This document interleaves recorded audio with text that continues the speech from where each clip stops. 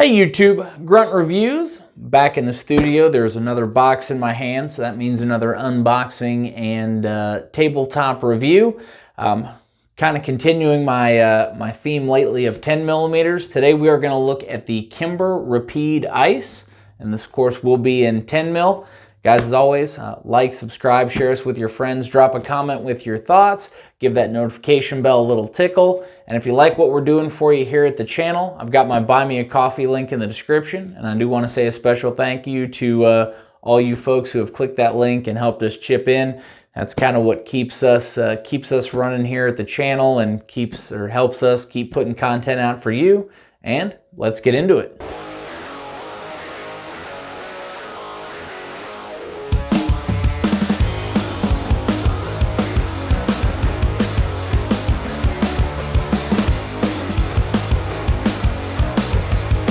All right, so we will jump right into this bad boy. Obviously, as you can see, does come in a, we'll say, middle-of-the-road plastic case. We'll get her opened up here, and of course, we do have the firearm itself. We've got nothing underneath the top side of this, and we do get the Kimber lock, the instruction manual, all the paperwork, and the chamber flag in the box. This one does come with one magazine with a base plate. And let me get that out of the way. And we will take a look at the pistol itself. So this is a all stainless construction, stainless slide, and stainless frame as well. You'll notice that two-tone, half matte, half glossy finish with a DLC coated barrel. Does come with a set of True Glow TFX sights, and hopefully these come through. So these are the tritium and fiber optic sights with essentially the more blacked out rear and a high visibility orange front. Pull the mag back out of it. So, like I said, the barrel is DLC coated all the way down. Part of that is going to be for the looks. Of course, part of it, that DLC coating does provide additional lubrication, reduces friction, reduces wear. Like most of these, this is a standard style takedown with a barrel bushing. So if you're familiar with a traditional bushing barrel on a 1911, nothing will change there. Probably should mention that this thing is also in 10 millimeter.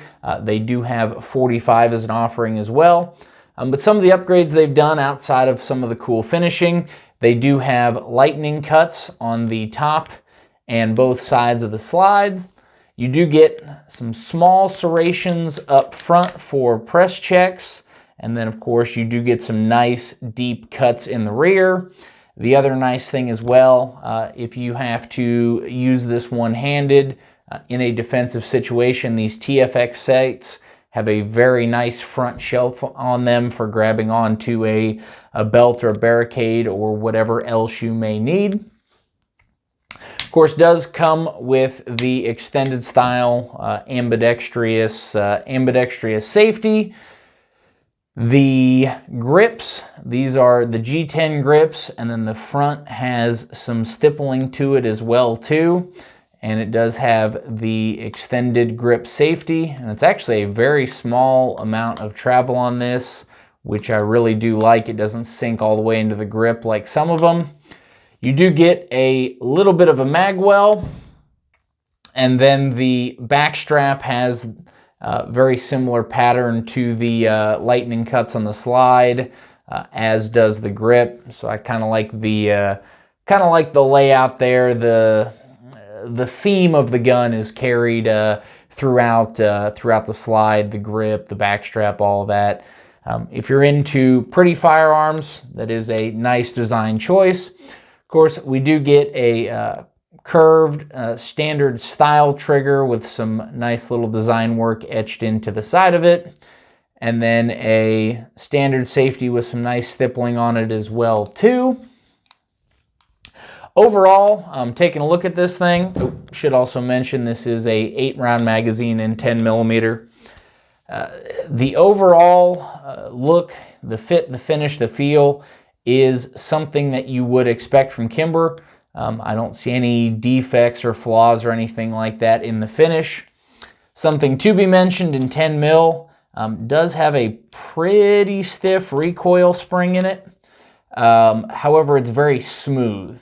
So I've had a Kimber years ago that came very, very, very tight from the factory.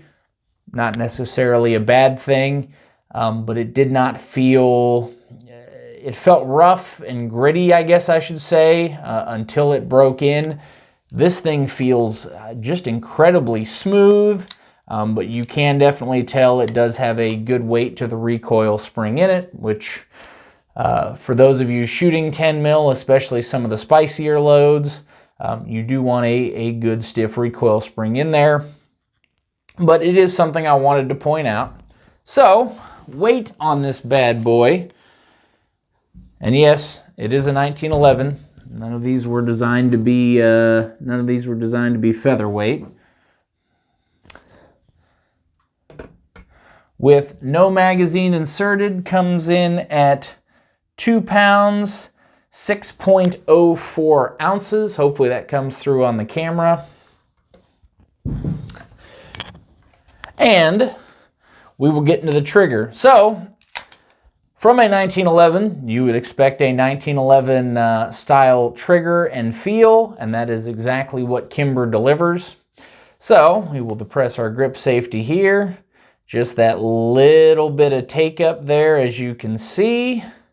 Nice firm wall. Break. And then, there we go. Reset.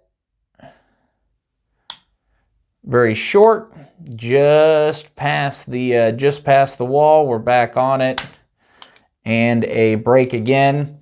And if I hadn't talked about this, because I had it back, it is a black hammer with the machined sides.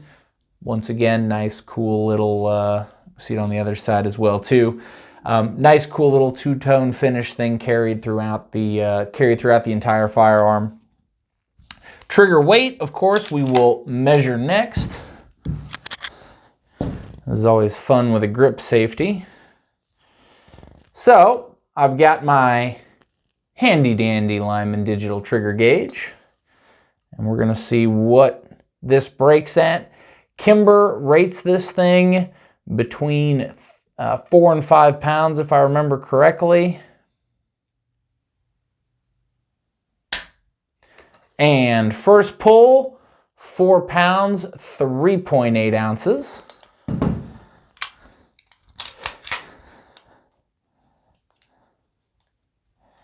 All right.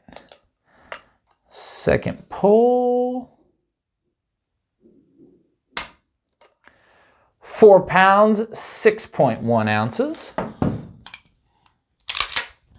And last pull on this bad boy. Oops.